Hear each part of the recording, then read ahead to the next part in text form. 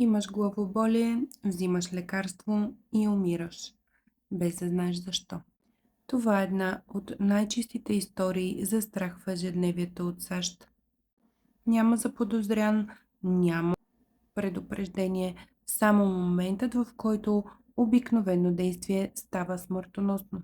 Действието се развива в САЩ през 1982 година. През 1982 година в Чикаго семействата, които усещат болка, главоболие, настинка, правят едно и също нещо.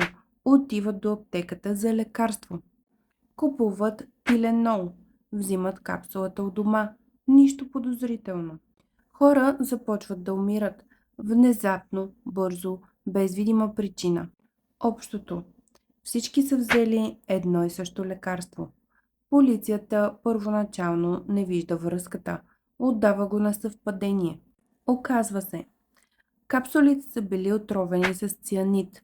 Не във фабриката, а след като са били сложени в магазините. Това е нещо ужасяващо, което означава, че някой може да е докоснал всяка опаковка. Реакцията.